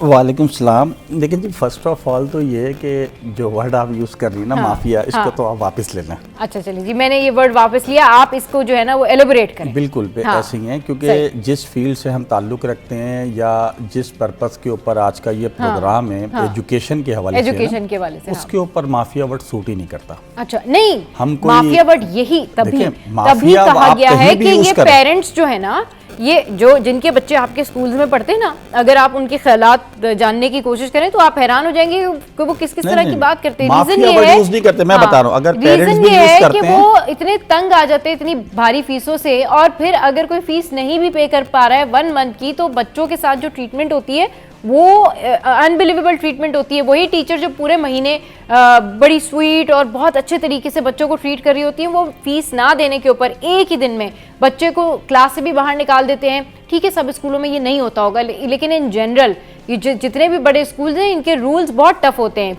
वहाँ पर ह्यूमैनिटी गायब हो जाती है बिल्कुल। जी अब मुझे बोलने में थोड़ा सा, ये जितनी भी आपने बातें की हैं, इसमें से मुश्किल से कोई 5 to 10% ऐसे पेरेंट्स होंगे जो इस किस्म की बात करते हैं। अच्छा, लेकिन फर्स्ट ऑफ ऑल वो 1 महीने वाले और 2 महीने वाले भी नहीं होते। अच्छा, वो सही। कम से कम 6 मंथ के डिफॉल्टर्स होते हैं। अच्छा सही, कम से कम 6 मंथ के डिफॉल्टर होते हैं। उस पर भी मैं दोबारा ये बोलूंगा, माफिया वर्ड नहीं है। देखिए आप मुझे बताएं, मैं पूरे पाकिस्तान की इस वक्त बात नहीं कर रहा, हम इस वक्त कराची में रहते हैं ना, तो हम कराची की बात करें। सही। पूरे कराची के अंदर अगर आप इसको किसी भी दूसरे शहर से, या अकॉर्डिंग टू अगर आप सिंध की बात करें, इसको किसी दूसरे प्रोविंस से आप कंपेयर करें, तो कराची का एजुकेशन सिस्टम बिल्कुल डिफरेंट है। सही। आप मुझे बताएं, इस पूरे कराची के अंदर ये जो एजुकेशन है, इसकी रिस्पॉन्सिबिलिटी किसके ऊपर है? बेसिक एजुकेशन की प्राइवेट स्कूल्स के ऊपर। सही। अगर आप हमें माफिया कहें या आप इसको कोई भी दूसरा वर्ड यूज करें, कल सारे प्राइवेट स्कूल हम बंद कर देते हैं। आप पढ़ाएंगे कहाँ बच्चे को? सही नहीं तो गवर्नमेंट स्कूल हमारे देखिए हमारे पैरेलल गवर्नमेंट स्कूल मौजूद हैं। को समझें, हमने आपके इस परसेप्शन को बताने के लिए ही आपको आज बुलाया है कि जो ये आपका परसेप्शन बना हुआ है कि अगर आप इसको सोफिस्टिकेटेड वर्ड में कह लें कि जी आप लोगों ने अपनी एक अजारादारी कायम की हुई है। अगर माफिया नहीं है तो अजारादारी है कि अगर एक प्राइवेट स्कूल ये करेगा तो सब ऐसे करेंगे। तो कहने का मतलब ये है, ये परसेप्शन, ये हम वर्ड नहीं दे रहे आपको, ये जो आपका परसेप्शन है इसको खत्म करें, बताएं कि क्या वजूहत है। अब ये हाइप क्रिएट की जा रही है। देखें, आपके पास गवर्नमेंट बिल्डिंग्स मौजूद हैं, सही, गवर्नमेंट टीचर्स मौजूद हैं, उनकी जॉब्स मौजूद हैं। ठीक है जी, बड़ा हाइप क्रिएट हुआ है जी, हमने तालीम में ये कर दिया, हम ये सिस्टम लेके आ रहे हैं। तो आपका वो सिस्टम किधर है? क्योंकि राइट नाउ तो प्राइवेट स्कूल दे रहे हैं आपको। क्योंकि राइट नाउ जैसे ही मैंने आपसे कहा ना माफिया, आपने कहा जी ठीक है, आपके सारे बच्चों की जो बेसिक एजुकेशन है उनकी जिम्मेदारी हम पे, बंद कर देते हैं हम school. That's why people called you like that कि भाई ये लोग इसी तरह का हर बात में ओके ऐसा नहीं तो ऐसे, ये परसेप्शन खत्म करें। बोला आप माफिया वर्ड ये अपना परसेप्शन जाहिर करें, बताएं। मतलब ये नहीं है कि हम बंद कर रहे हैं, कौन बंद करे? हम ये कह रहे हैं कि आपके गवर्नमेंट स्कूल पैरेलल है ना मिस, अगर आप अभी भी हम गवर्नमेंट स्कूल्स को और प्राइवेट स्कूल्स को कंसिडर करेंगे ना, तो रेवेन्यू के अगेंस्ट में गवर्नमेंट के पास हमसे ज्यादा रेवेन्यूज मौजूद हैं। सही। हमारे टीचर्स की सैलरी और उनके टीचर्स की सैलरी का भी कंपैरिजन करेंगे ना, 1/3 का डिफरेंस है। हमारे जितने अच्छे स्कूल्स हैं, एवरेज स्कूल जिससे आप कहें 4 to 5,000 वाले, उनकी जो बेसिक सैलरी स्कूल के अंदर है वो 25 to 30,000 के नियरेस्ट है, जबकि गवर्नमेंट स्कूल का जो सबसे लोअर पे स्केल है ना 11 स्केल का जो टीचर है उसकी भी सैलरी 70 to 80,000 है। तो आप वहां बच्चे को पढ़ाना क्यों नहीं पसंद करते? उनके अपने बच्चे हमारे प्राइवेट स्कूलों में क्यों पढ़ रहे हैं? क्योंकि उनको पता है यहाँ तालीम दी जा रही है। अगर हम भी वही हाल करें कि बच्चा आए उसको अपना नाम लिखना ना आता हो, क्लास प्रमोट हो जाए, उसको उसकी स्किल्स के बारे में ना पता हो। कि मैंने ये नहीं कहा तालीम नहीं दी जा रही, तालीम दे रहे हैं जब भी तो इतने पैसे ले रहे हैं ना। बात तो जब हम तालीम दे रहे हैं तो बात ये है कि जो एटीट्यूड बन गया है, जो परसेप्शन बन गया है प्राइवेट स्कूल्स का, उसके बारे में बात करें कि ये जो आपके स्कूल में तो ये नहीं होता होगा। आपके स्कूल में तो अगर कोई फीस पे नहीं करे, जाहिर है आपके उसके साथ वो ट्रीटमेंट नहीं करते होंगे। आपके स्कूल में तो जो बच्चों की फीसें हैं, अगर कोई नहीं इतना लाइक है कि भाई वो इस काबिल नहीं है, उसके घर में प्रॉब्लम है, तो शायद 50% 30% ऑफ कर देते होंगे मोहतशम भाई के स्कूल में। बट जो बाकी स्कूल्स का जो एटीट्यूड है, इस पे बात करें। मैं सिर्फ अपने स्कूल की बात नहीं कर रहा, मैं जनरल सेक्रेटरी हूँ पूरे प्राइवेट स्कूल्स का, अल हदीस प्राइवेट स्कूल मैनेजमेंट एसोसिएशन का, ठीक है। मैं अपने 73 स्कूल को रिप्रेजेंट कर रहा हूँ, अगर आप बोलें, या अगर कराची के डिफरेंट स्कूल्स भी हैं जो डिफरेंट ऑर्गेनाइजेशंस और एनजीओस काम कर रही हैं, उनका भी यही हाल है। मिस, हर स्कूल के अंदर फ्री स्टूडेंट्स मौजूद हैं, हर स्कूल के अंदर डिस्काउंटेड स्टूडेंट्स मौजूद हैं, और फिर डायरेक्टेड प्राइवेट स्कूल्स की तरफ से इंस्ट्रक्शंस हैं, वजीर तालीम सरदार अली शाह की तरफ से हमें इंस्ट्रक्शंस हैं कि आप बच्चे का गेट स्टॉप नहीं कर सकते। आप बच्चे का That's great. तो किसी भी स्कूल में ऐसा। और दूसरी चीज, एडमिनिस्ट्रेशन और एकेडमिक्स दो अलग अलग पार्ट हैं। क्लास के टीचर को, उसके सब्जेक्ट टीचर को ये पता ही नहीं होता किस बच्चे की फीस आई हुई है, किसकी फीस नहीं आई हुई। तो ये तो परसेप्शन ही गलत है ना कि 1 महीने की फीस या 2 महीने की फीस नहीं है तो टीचर ने उसके साथ जो है अपना बिहेवियर चेंज कर लिया, या रूड बिहेवियर कर लिया, या उसको क्लास में पनिशमेंट देना शुरू कर दी। नहीं, पनिशमेंट उसको मिलेगी उसके असाइनमेंट्स पे अगर वो करके नहीं लाता। अब आप उसको नाम देते क्योंकि मेरे बच्चे ने फीस नहीं दी इसलिए पनिश दे रहे, ये रॉन्ग थिंकिंग क्रिएट हो रही है, ये रॉन्ग परसेप्शन है। इस पे ना जाए। और जहां तक बात, तो 6 मंथ की फीस नहीं, आप इसके पैरेलल आए। जो प्राइवेट स्कूल्स रन हो रहे हैं मैम, 1 महीने में अगर 2 दिन लेट हो जाए ना, 7 तारीख को रेंट देना है, अगर वो 8 हो जाए ना, मालिक मकान गेट पे खड़ा हुआ होता है। 70% स्कूल रेंटेड बिल्डिंग्स के अंदर मौजूद है, बिल्डिंग ओनर्स नहीं है ये। ठीक है जी। 1 दिन बिजली का बिल आप लेट करें ना, इलेक्ट्रिक की गाड़ी स्कूल के बाहर खड़ी हो जाती है, कनेक्शन काटने हैं, बिल की कॉपी दो। ठीक है जी। उसके बाद 1 दिन अगर टीचर छुट्टी कर लेना, 15 डायरीज स्कूल के अंदर मौजूद होती हैं। आज फलाने का होमवर्क नहीं आया, आज आपकी फलाना में इतने छुट्टी की, कहीं स्कूल तो नहीं छोड़ दिया। ये वाले जो एटीट्यूड्स और ये वाले जो पॉइंट्स हैं, जहां पर स्कूल फंस रहा है, पूरा सिस्टम जो है वो डिसग्रेस हो रहा है, यहाँ पर तो कोई आवाज नहीं उठाता। सारा प्रॉब्लम कहाँ आता है? फीस मिलेगी तो सारा, हमें कोई रेवेन्यू, हम रेवेन्यू कहाँ से जनरेट कर रहे हैं? इनकी मंथली फीस से। उसमें 10% से 15% फ्री शिप भी दी हुई है, डिस्काउंट पीरियड्स भी दिए हुए हैं, रिलेटिव डिस्काउंट्स भी दिए हुए हैं। उसके बाद हमारे पास बच्चे कितने बचते हैं? उसके बाद स्टूडेंट्स ही कितने हैं हमारे पास, उसके बावजूद एक बेहतरीन रिजल्ट प्रोवाइड कर रहे हैं। अब आप मुझे एक बात बताएं, जैसे आप बोल रहे हैं ना कि ये यूं है, आप देखें गवर्नमेंट कॉलेज कितने स्ट्रॉन्ग हैं। नहीं सर, देखें जो अवाम है ना, जो पेरेंट्स हैं, वो शिकायत करते हैं, वो बात करते हैं। इस बात से, इस हकीकत से तो कोई भी नहीं भाग सकता ना कि आपकी फैमिली में भी जितने भी आपके रिश्तेदार होंगे, दोस्त अहबाब होंगे, वो शायद आपको मजाक में ही कह देते होंगे, भाई आप लोग तो जो है ना बहुत बच्चों से फीसें लेते हैं। अगर किसी बच्चे की फीस नहीं पे हुई है, ठीक है, तो भाई उसको प्रैक्टिकल जर्नल नहीं मिलेगा, भाई उसको अगले एग्जाम में एडमिट कार्ड नहीं मिलेगा, फलाना नहीं होगा। ये चीज़ें होती हैं। मैं ये नहीं कह रही आपके स्कूल में होता है, बट ये एटीट्यूड है तो पेरेंट्स शिकायत करते हैं। एक कॉलर है, उनसे बात करते हैं, फिर कंटिन्यू करते हैं। अस्सलाम वालेकुम, कौन बात करे, कहाँ से? आपका रेगुलर कॉलर याहिया बात कर रहा हूँ। याहिया, कैसे आप? और देखिए, बात ये कि एकदम पहले तो मेहमानों को सलाम हो। मैं देखिए, इस बात को हमें बड़े अंडरस्टैंड करने की जरूरत है। बहुत ये इशू ऐसा है कि बहुत बर्निंग इशू है, हर वक्त रहता है हमारे माशरे में। देखिए, एक तो सेग्रीगेट, आपको डिफरेंशिएट करना पड़ेगा कौन स्कूल माफिया और कौन नहीं है। हर स्कूल माफिया नहीं है, क्योंकि मेरी बड़ी ऑब्जर्वेशन है, जो एवरेज क्लास स्कूल है ना, वो बेचारे अपने खर्चे भी बड़ी मुश्किल से पूरे करते हैं, उनकी फीसें भी बड़ी नॉमिनल होती हैं, और वो उनको आप नहीं कह सकते। जब खराबी कहाँ होती है? खराबी यहाँ होती है कि जब आप सरकारी स्कूलों को बिल्कुल तबाह बर्बाद कर देंगे ना, तो यही होगा, फिर प्राइवेट माफिया आगे आएगी। अब मैं उसकी देखिए, मैं नहीं कह रही, he is using that kind of word. इस पे तो हजारों डिबेट हो चुकी है, और ये हकीकत है। मैं आपको मैं आपको एक बताऊं, मैं तो आपको पता, मेरी बड़ी ऑब्जर्वेशन है, मैं तो न्यूज का मतलब हर वक्त लगा रहता हूँ। लेकिन बात ये कि एक स्कूल था जिसका नाम था, बहुत बड़ा स्कूल है, मैं नाम नहीं लूंगा क्योंकि अच्छी बात नहीं है। वो इतना बड़ा स्कूल है कि लोग जब उनके वालदेन ने जब प्रोटेस्ट किया ना ये इधर नर्सरी पे, तो यकीन करें कि उस वालदेन ने यानी स्लोगन उठाए हुए थे जिसमें लिखा था we are parents, we are not ATM machine. ये रिपोर्ट BBC ने भी दिखाई कि इतने दे आर हाईली चार्ज कि आप उसको बच्चे यानी एक वो जो स्कूल वाले आके बैठे, मैं जरा गौर से सुनिएगा, 4 स्कूल वाले बैठे हुए थे जिसमें एक तो बड़े स्कूल वाले आते ही नहीं है, पहली बात है ना, छोटे पैब्लिक क्लास के स्कूल आते, वो आके बैठे हुए थे। उन्होंने कहा अगर आप बच्चे नहीं पढ़ा सकते तो नहीं पढ़ाए आप, कहीं हमने जबरदस्ती, बात ये नहीं है। मैंने एक बच्चे को दाखिल कराया, 10,000 फीस थी, चलो आई एम रेडी टू पे दैट, आपने 12,000 की, आपने 15,000 की, लेकिन आप जम करके 20-25 पे आ जाएंगे ना तो नोबडी कैन अफोर्ड। ये बात नहीं कह सकते कि आप उनको जो है किस पैमाने से बढ़ा रहे हैं, किस उसूल के तहत बढ़ाते हैं, क्या स्कूलिंग उनके पास क्या पूरी प्रेमिसेस स्कूल जैसी है, क्या उनके पास पूरी फैसिलिटी। और फिर एक बच्चा अगर फीस नहीं दे पा रहा, अगर 1-2 महीने डिले हो रहा है तो उसकी तस्दीक कैसे की जा सकती है, उस पर जुर्माने क्यों लगाए जा रहे हैं। ये स्कूलिंग, देखिए schooling is not an industry, याद रखिएगा, स्कूल इंडस्ट्री नहीं है, स्कूल एक सर्विसेज है, उसमें आप जरूर कमाएं, लेकिन माफिया। चलिए जी, ठीक है याया, आपकी जो क्वेश्चंस हैं, आपके जो रिजर्वेशंस हैं, वो हमारे जो पैनलिस्ट हैं वहाँ तक पहुँच गए हैं, अभी इनसे इनका जवाब भी लेंगे। शो में यहाँ वक्त तो एक ब्रेक के बाद जब वापस आएंगे तो मोहसिन भाई से और सारा हमारे साथ मौजूद है, इनसे बात करेंगे। स्टे विद अस।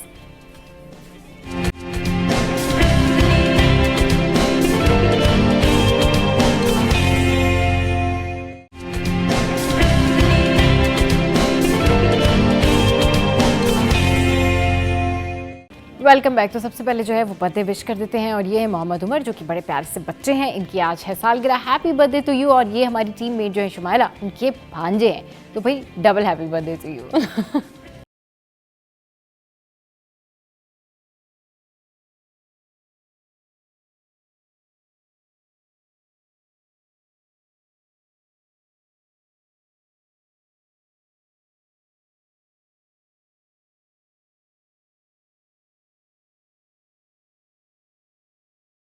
चलिए जी, सदफ हमारे साथ है, मुहतशम भाई हमारे साथ है। सदफ, आप सारी गुफ्तगू सुन रही थी, वो आप बताएं आप क्या कहना चाहेंगी, आप इस परसेप्शन को कैसे जो है ना वो डिफेंड करेंगी, किस तरह से ये लोगों का, पेरेंट्स के दिमागों से ये बात निकालना शुरू करेंगी कि भाई आप लोग माफिया नहीं हैं, आप लोग उस तरह से नहीं है। अगर 2%, 3% या 10% स्कूल्स ऐसा कर रहे हैं तो उसमें बाकी स्कूल्स की कोई गलती नहीं होती, और जो ऐसा कर रहे हैं उन स्कूल्स को आप क्या कहना चाहेंगे? देखिए, सबसे पहले मैं ये कहूँगी आपने बहुत अच्छा टॉपिक आज का निकाला है, बिकॉज ये परसेप्शन चेंज करना बहुत ज़रूरी है। जो ये माइंडसेट है ना, वो बदलने बहुत ज़रूरी है। सही। जब हम बात करते हैं फीसेस की, देखिए हर कैटेगरी के स्कूल्स हैं हमारे कराची में, ठीक है, 5,000 भी है, 10 भी है, 15 भी है, 20 भी है, 25 भी। आपको देखना आपके लिए क्या फीजिबल है। आप ये नहीं कह सकते कि भाई मैं 35,000 वाले स्कूल में डलाऊं और फिर मेरे लिए ये तो माफिया है और ये इतना चार्ज कर रहा है। आपके पास हर कैटेगरी के स्कूल्स हैं। और इसके अलावा गवर्नमेंट स्कूल्स को अगर आप साइड पे रख लें तो यहाँ पर आप अपने बजट के हिसाब से आप देखें कि आपके 3 बच्चे हैं और आप कहाँ पर अफोर्ड कर सकते हैं, कहाँ पढ़ा सकते हैं, ये बहुत ज़रूरी है। सही। क्योंकि देखें जिस लेवल की फ़ीस होगी ना, वहाँ वैल्यू एडिशन उसी हिसाब से होगी। अब जो हायर फीसेस वाले स्ट्रक्चर वाले जो स्कूल्स हैं, वहाँ पेरेंट्स को स्टीम क्लासेस भी चाहिए, वहाँ उनको रोबोटिक्स की क्लासेस भी चाहिए, वहाँ टाइकोंडो की क्लासेस भी चाहिए। कह रही हैं कि ये जो परसेप्शन है, आप इस परसेप्शन को किस तरीके से जो है ना वो डिफाइन करेंगे, ज़रा ये बताएं। ठीक है, हमने स्कूलों को कैटेगराइज तो किया हुआ है, बेसिक एजुकेशन सबकी सेम है, लेकिन हमने कुछ पेरेंट्स को जो है ना, कुछ पेरेंट्स को हमने बिल्कुल, वो पेरेंट्स चाहते हैं हमारा बच्चा पढ़े ही अलग, उसको ये फैसिलिटीज़ मिले, एयर कंडीशन क्लास मिले, स्कूल के अंदर स्विमिंग पूल मिले, उसको जो है ना ये सारी चीज़। अब जब आप इन चीज़ों के ऊपर जाते हैं तो ये एक्स्ट्रा करिकुलम में काउंट हो रही होती हैं चीज़ें। जी जी। आप उसका एक्स्ट्रा करिकुलम स्ट्रॉन्ग करना चाहते हैं, आप चाहते हैं उसका ईयरली एक्टिव एजुकेशन का दुबई में भी हो, तो ये तो पेरेंट्स ही अलग है ना, इनको फीस का भी इशू नहीं है। जी जी, इनको फीस का भी इशू नहीं है। जब आपकी ये वाले परसेप्शन चल रहे हैं तो वो सारी चीज़ें ओके होती हैं। सही। आप जो वर्ड यूज़ कर रहे हैं कि जी स्कूल वाले यूं कर देते हैं, यूं कर देते हैं, ये इन स्कूलों के प्रॉब्लम्स नहीं है। सही। और ना इनके पेरेंट्स को 10% और 20% फीस बढ़ाने में कोई इशूज आते हैं। ये तो एलीट क्लास आप इसको कहें, और ये एलीट क्लास के स्कूल हैं, इसमें कराची के 10% स्टूडेंट्स एजुकेशन ले रहे हैं। अच्छा। बाकी जो 30% एजुकेशन है वो एक एवरेज स्कूल में ले रहे हैं, और 50% लोअर एवरेज में ले रहे हैं, और ज़्यादातर प्रॉब्लम लोअर एवरेज में आता है। सही। ज़्यादातर ये जो आपके इश्यूज फीस के हैं, फीस नहीं आई, बच्चे को निकाल दिया, पढ़ाई नहीं हो रही, ये लोअर एवरेज में। या तो लोअर एवरेज वाले स्कूल खत्म करें। लोअर एवरेज वाले स्कूल उस सूरत में खत्म हो सकते हैं आप उनके पैरेलल जो गवर्नमेंट और NGOs के स्कूल हैं उनकी स्टडीज़ को अच्छा करें। सही। जब आप उनको अच्छा करेंगे ना, तो उस इलाके में जो ये 1500 और 2000 फीस लेने वाले स्कूल अच्छा, सदफ, आप अग्री करती हैं कि जिस तरह से मुहतशिम भाई बात कर रहे हैं कि भाई ये जो लोअर कैटेगरीज वाले स्कूल हैं जिनकी फीस जो होती है वो 1500, 2000 या 3000 रुपए है, क्योंकि ऑब्वियसली वो फिर उस तरह से फैसिलिटीज स्टूडेंट्स को नहीं दे पाते जो बाकी स्कूल्स दे रहे होते हैं। तो क्या अगर ये वाला स्टैंडर्ड, क्योंकि फिर मिडिल क्लास जो है वो कहाँ जाएगा, बात फिर वही आ जाती है। आप वो कह रहे हैं कि उसके लिए हल ये है कि जो गवर्नमेंट के स्कूल हैं उनका स्टैंडर्ड अच्छा करें, उनको उनके पैरेलल करें, तो ये एक बात जो है वो एक्सेप्टेबल है, ये समझ में आने वाली बात है। लेकिन आप ये बताएं कि जो स्कूल 25,000, 30,000 रुपये या 50,000 रुपये तक भी फीस लेते हैं पर स्टूडेंट या पर बच्चा, जिसको हम कह सकते हैं, आपको लगता है वो जस्टिफाइड है कि वो इतनी फीस लेने के बाद बच्चों को वो फैसिलिटी नहीं दे रहे? क्योंकि अगर आप पर स्टूडेंट 25,000 रुपये फीस ले रहे हैं तो आपके पास पूरा ज़ाहिर है किंडरगार्टन से लेकर मैट्रिक तक का सिस्टम है, तो किंडरगार्टन की तो और ज़्यादा फीस होती। तो आपको लगता है कि फिर ओवरऑल वो जितने पैसे लेते हैं उतनी फैसिलिटी नहीं देते? फिर यहाँ जो कम फीस ले रहे हैं वो उस हिसाब से फैसिलिटेट नहीं कर पा रहे, लेकिन जो ज़्यादा फीस ले रहे हैं वो उस हिसाब से उसकी स्टैंडर्ड की फैसिलिटी मेंटेन नहीं करते, क्योंकि वो तो बहुत ज़्यादा कमा रहे हैं। और उसी सारे प्रोसेस में ये जो इस टाइप के जैसे आप लोगों के स्कूल्स हैं जिसमें ना बहुत ज़्यादा फीस होती है ना बहुत कम फीस होती है, वो लोग टारगेट होते हैं। एग्जैक्टली देखिए, अब इसमें बात ये है कि अगर कोई स्कूल फीस ले रहा है 25,000, 30,000, देखिए वो फैसिलिटीज वैसे ही प्रोवाइड कर रहा है जब भी पेरेंट्स ने वहाँ देख के एडमिशन कराएं। देखिए आजकल का पेरेंट ऐसा नहीं है कि बगैर सर्वे किए आपके पास एडमिशन करा लें। हमारा पेरेंट इतना लिटरेट है कि वो ये देखता है कि ये स्कूल क्या प्रोवाइड कर रहा है आजकल। तो ये परसेप्शन पेरेंट्स को चेंज करना पड़ेगा कि अगर वो 2-4 स्कूल्स की वजह से ये एक माफिया का वर्ड यूज़ कर रहे हैं तो उनको चेंज करना पड़ेगा। अब आप ये बताएं कि प्राइवेट स्कूल्स को कहाँ गवर्नमेंट सपोर्ट करती है? हम स्पोर्ट्स डे कराते हैं बाहर, तो हमें वहाँ ग्राउंड के चार्जेस, हमें कोई फैसिलिटी नहीं मिलती कि वो या तो वेव कर दें या 50% कर दें। हमें इस चीज़ में कोई सपोर्ट नहीं है। कोई आप कार्निवल करा लें, कुछ करा लें, आपको जगह चाहिए, आपको कोई फैसिलिटेशन गवर्नमेंट की तरफ से नहीं मिलेगी।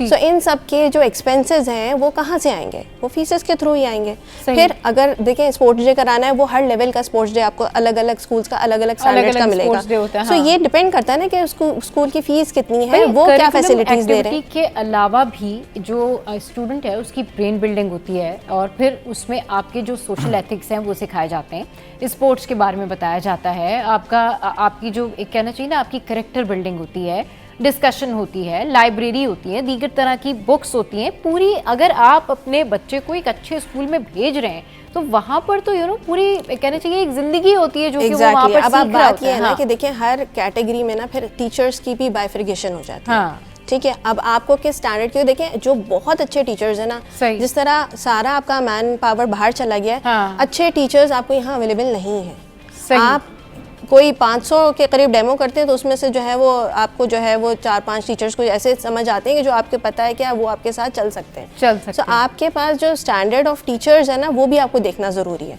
ये आपने बहुत अच्छी बात की, क्योंकि बड़े स्कूल्स में भी नॉट ओनली के ये जो मिडिल क्लास वाले स्कूल हैं या जो लोअर स्टैंडर्ड स्कूल हैं इसमें भी, और अगर आप बड़े स्कूल्स में भी चले जाएं वहाँ पर भी जो टीचर की जो आप एजुकेशन देखें या उसका जो है वो वे ऑफ टीचिंग देखें तो आपको ज़्यादा फ़र्क नहीं मिलेगा।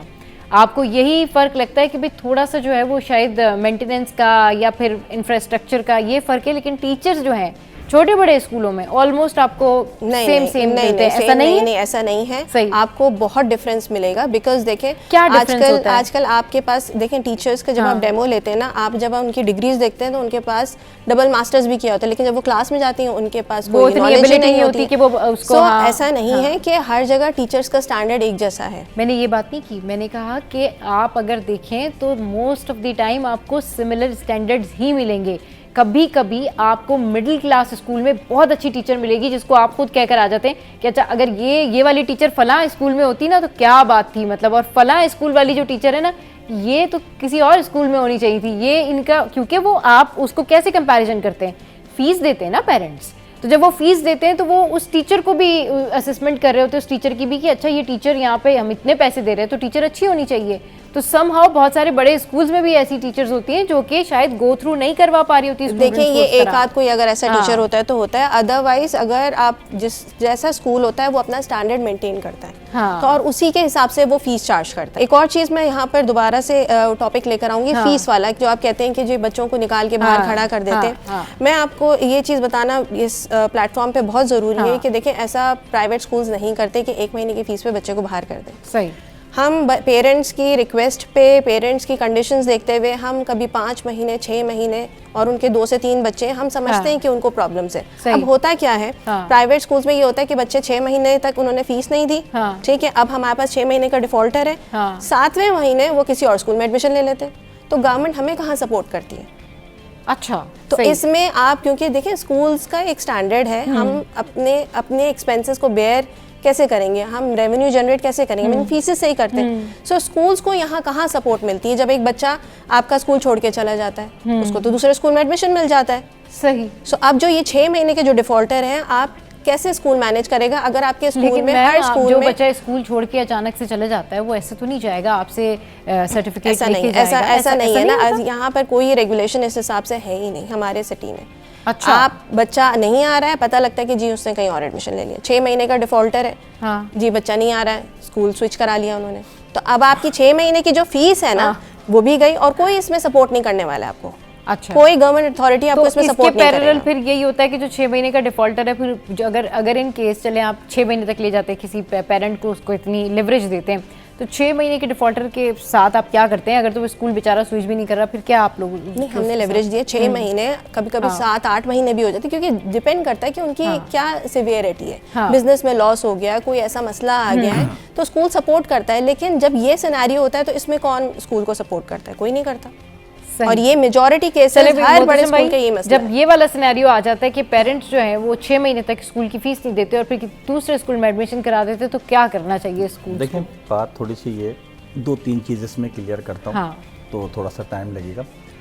लेकिन फर्स्ट ऑफ ऑल जैसे अभी मैंने आपको बताया ना, स्कूल स्टैंडर्ड्स ये बहुत इंपॉर्टेंट होते हैं किसी भी स्टूडेंट के लिए, किसी भी पेरेंट्स के लिए। सही। जैसे अभी मैम ने बात की, स्पोर्ट्स गाला हो रहा है या एक्स्ट्रा करिकुलम हो रहा है, एनुअल फंक्शन हो रहा है, या इससे बच्चे के अंदर कॉन्फिडेंस बिल्डअप होता है। सही। और पेरेंट्स को कॉन्फिडेंस चाहिए। पढ़ाते समय, पढ़ाते गवर्नमेंट वाले भी हैं, लेकिन वो एक्चुअल में राइट टाइम पर राइट डिसीजन लेके ना कोई चीज को प्रोमिनेंट करके उसको नुमाया नहीं कर रहे, जिसकी वजह से गवर्नमेंट स्केल हमारा पीछे। गवर्नमेंट में बच्चे मौजूद हैं, डिसिप्लिन नहीं है, डिसिप्लिन नहीं है। और कुछ आज भी हमारे गवर्नमेंट स्कूल ऐसे हैं जहाँ पे एडमिशन नहीं हो रहा। आज भी हैं इसी कराची में। सही। तो वहां पर आप देखें लोअर स्कूल्स की तादाद बहुत कम है। सही। उन्होंने अपना स्टैंडर्ड उससे अच्छा बनाया हुआ है। आप जब स्टैंडर्ड और टेक्नोलॉजी के मुताबिक अपना सिस्टम रन करते हैं, अभी आप मुझे बताएं, अभी 4-5 साल पहले की बात है, कोरोना आया। सही। एजुकेशन तबाह बर्बाद हो गई। 50% स्कूल बंद हो गए क्योंकि एजुकेशन नहीं थी। अब हमने बोला जी ऑनलाइन क्लासेस लेनी है। ऑनलाइन क्लासेस का कॉन्सेप्ट है बच्चों के पास। चंद स्कूल है ना जिनको आप माफियाज का नाम देते हैं, बड़े स्कूल हैं, पैसे दो वही तो टेक्नोलॉजी यूज कर रहे थे, टैबलेट्स दिए हुए थे, इंटरनेट दिए हुए थे, कंप्यूटर लैब मेंटेन थी, बच्चा उनका यूज टू था, तो उन्होंने ऑनलाइन क्लासेस ली। हाँ। बाकी स्कूलों ने क्यों नहीं ली? उन्होंने ना दी ना ली, ना उनके पास उस कैलिबर का टीचर था। हाँ। ना वो टेक्नोलॉजी मौजूद थी, ना सिस्टम मौजूद थे, ना पेरेंट्स के पास मोबाइल मौजूद थे। बोला हम मोबाइल कहाँ से लाए, हमारे पास तो छोटा वाला मोबाइल है। सही। तो ये भी एक प्रॉब्लम है। ओके। और जहां तक बात आपने ये फीस वाली की मैम ने, देखिए इसमें मैं पेरेंट्स को कसूरवार नहीं बोलूंगा। अच्छा। बेसिकली हम खुद ठीक नहीं है। अच्छा। मैं अगर एक स्कूल को रिप्रेजेंट कर रहा हूँ और मैं बोलूँ जी मैं 100% राइट पे हूँ, नहीं। अच्छा। बेसिकली दौड़ चल रही है नंबर 1 की। सही। हर कोई अपने आप को नंबर 1 बनाने में लगा है, गोया वो एजुकेशन दे रहा है या नहीं दे रहा। ठीक है, असल में बात ये ना, चले आपने अभी नंबर 1 की बात की ना, नंबर 1 स्कूल कौन सा होता है जिसको आप कह सकते हैं ना कि आपके ख्याल में कि नंबर 1 स्कूल जो है ऐसा होता है, उसके अंदर ये क्वालिटी होनी चाहिए, ये क्वालिटी होनी चाहिए, क्या मुतशिम भाई? मैं यही तो बता रहा हूँ, उसको ऑर्डर में डिफाइन। मैं बता रहा हूँ ना, हर शख्स नंबर 1 पे, बच्चा उसको हाईएस्ट पोजीशन चाहिए, कैसे आ रही है उसको इसकी परवाह नहीं, आनी चाहिए। पेरेंट मेरा बच्चा टॉप लिस्ट पे नजर आना चाहिए, भले वो शरारती है कुछ भी है, उसकी 4 मिस्टेक्स हैं, पेरेंट स्कूल को नहीं बतानी। स्कूल वाला मुझे नंबर 1 पे नजर आना चाहिए, कंपटीशन इतना, स्टूडेंट्स आएंगे, रेवेन्यू जनरेट होगा, लेकिन हमें सही और गलत का फैसला करना है। सही। अभी जो ये आपने माफिया वाला वर्ड यूज किया ना, यहीं पे तो माफिया ब्रेक होता है। अभी जैसे मैम ने बोला 6 महीने की फीस नहीं आई और वो बराबर वाले स्कूल में चला गया। सही। अगर माफिया होता तो एक होता ना, एडमिशन ही नहीं दो। अच्छा, मसला ये है ना कि आप लोगों की अगर बात सुनी जाए तो आप लोग कहते जी 1% है, 5% है, 2% है, बट इन जनरल आप अभी जब यहाँ से जाएंगे लोगों से पूछेंगे तो परसेप्शन मोहतरम भाई यही बना हुआ है। आप नहीं है, तो मैं इसी को तो डिफाइन कर रहा हूँ। अब आप ये देखें ना, वो जो 6 महीने का फी डिफॉल्टर था वो निकला, उसको बराबर वाला स्कूल एडमिशन ही नहीं देना। गवर्नमेंट प्रोटोकॉल्स के मुताबिक उसको ट्रांसफर सर्टिफिकेट चाहिए, टीसी उसी वक्त मिलेगी जब ड्यूज क्लियर होंगे। सही। तो बगैर टीसी के सामने वाले ने एडमिशन क्यों दिया? क्योंकि उसको फीस चाहिए। वो बोलता छोड़ो यार, आ जाओ बस मेरे पास। फिर ये आपके अपने स्कूल्स के जो सिस्टम है उसमें मैंने बोला ना, हमें भी ठीक होना पड़ेगा। यही तो मैंने बोला, हमें भी ठीक होना पड़ेगा, सिर्फ पेरेंट्स का फॉल्ट नहीं है। हम वो आपके स्कूल से निकला क्यों? अगर आपके स्कूल की एकेडमिक्स ऑन टॉप होती, आपके टीचर्स ऑन टॉप होते, आपकी पोजीशन होल्डर की स्कॉलरशिप चल रही होती, आप बच्चे को लालच देना, हम तो देते हैं। आप 80% मेंटेन करें, हम आपकी फीस 50% ऑफ कर देंगे। हमने तो किया हुआ ये, राइट? ठीक है जी। आपकी अटेंडेंस 90% होनी चाहिए, लैब्स आपकी 100% होनी चाहिए, हम 50% यहाँ भी डिस्काउंट देंगे आपको। सही। ठीक है। चलें मैम, आप कंक्लूड कर। मैं एक चीज़ और कहना चाहूँगी। देखिए, हम फीस जो चार्ज करते हैं वो आप गवर्नमेंट अथॉरिटीज़ के थ्रू ये है कि 5 to 7% का है, ठीक, लेकिन बिजली का बिल, चीज़ें वो इस हिसाब से नहीं बढ़ रही। आप जो रेंट आप दे रहे होते हैं वो भी 5% के हिसाब से नहीं बढ़ रहा होता, वो 10% के हिसाब से बढ़ रहा होता है यूजुअली। सो ये कहाँ बैलेंस है? और ये आप कह देना कि जी जो आपके जो प्राइवेट स्कूल्स हैं वो ये करते हैं वो करते हैं, तो हमें सपोर्ट करने के लिए तो देयर इज़ नो अथॉरिटी। सही। सो ये चीज़ें जो हैं वो बैलेंस नहीं कर पाती हैं। फिर एक और चीज़ इसमें यह है कि आप जब कैमरेज सिस्टम में बिल्कुल जब ओ लेवल्स में जाता है, आपको पता है एक सब्जेक्ट की फ़ीस कितनी देनी पड़ती है? अराउंड 30 to 40,000 पर सब्जेक्ट। वो कैमरेज की फ़ीस है, वो स्कूल नहीं लेता है। सही। सो अब आप जब कैमरेज में ओ लेवल्स के लिए बच्चे को डालते हैं तो आपके जहन में ये चीज़ ज़रूर होनी चाहिए कि ये फ़ीस तो हम स्कूल लेगा ही नहीं, ये तो हमें भी आगे जमा करानी है। तो ये सारी चीज़ें जब पेरेंट्स जब एडमिशन कराते हैं तो उनको ये सब चीज़ें जहन में रखनी चाहिए कि आगे जो एक्सपेंसेस हैं वो इसी तरह उनको मैनेज करने हैं। सही। चलिए जी, बहुत शुक्रिया सदफ मैम हमारे साथ थी, मोहतरम भाई हमारे साथ थे। और हमारा जो मकसद होता है ना वो ये होता है कि जो आप लोगों के रिजर्वेशंस हैं, आप लोगों के तहफ़्फ़ुज़ात हैं, आप लोगों की जो दिल की तर्जुमानी है वो उन्हीं रेलेवेंट लोगों के साथ बात करके की जाए, ताकि आप लोगों को उनके भी जो है वो पॉइंट्स पता चले, उनके भी व्यूज़ पता चले। एंड आई होप कि आज बहुत सारे लोगों का जो ये परसेप्शन है वो भी क्लियर हुआ होगा कि इन लोगों की क्या जो है मुश्किलात होती हैं। तो शो में यह वक्त एक ब्रेक के बाद जब वापस आएंगे तो फिर कुछ बात करेंगे ब्रेन ट्रेनिंग की, और ये कैसे होती है, क्या होती है और इसके लिए क्या करना चाहिए। हमारे साथ रहिए, कीप वॉचिंग सिटी।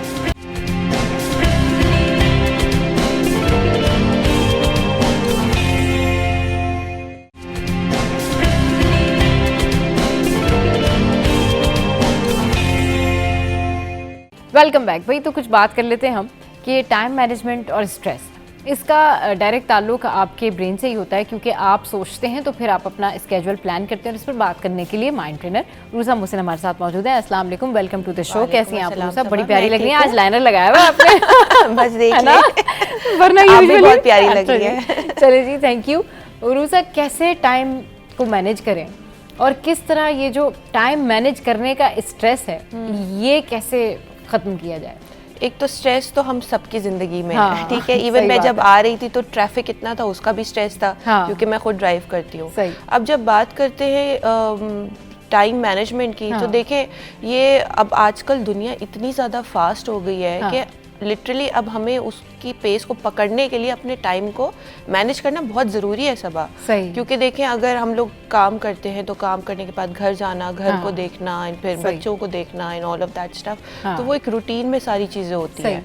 अब बात यह है कि जब हम कहते हैं टाइम को मैनेज करना, तो हमेशा कोशिश ये करनी चाहिए कि जो भी हमें काम करना हो, हम आपने अक्सर देखा होगा कि लोग कहते हैं मेरे पास तो टाइम ही नहीं है, मैं कैसे करूंगा, अक्सर ये नहीं, कैसे हम सब करूंगी? कहते हैं हम सब कहते हैं, मुलाकात कोई करने ये के लिए भी कहता है, जाना होता है तो time कहते नहीं हैं है टाइम ही नहीं है भाई। यार, मैं टाइम लेकिन एक्चुअल में सब क्या कर रहे होते बैठ के फ्री बैठे होते, सोशल मीडिया पे लगे हुए सोशल मीडिया, मोबाइल तो और ये जो यूट्यूब डिवाइस है हमारे हाथों में, ये अक्सर हमारा ज्यादातर टाइम ये ले लेती है। और आपने देखा होगा सोशल एप्स के अंदर ही फोन के अंदर मुख्तलिफ एप्स होती हैं जो कि आपको डिक्टेट करते हैं कि आपने कितना टाइम उस ऐप में इस्तेमाल किया।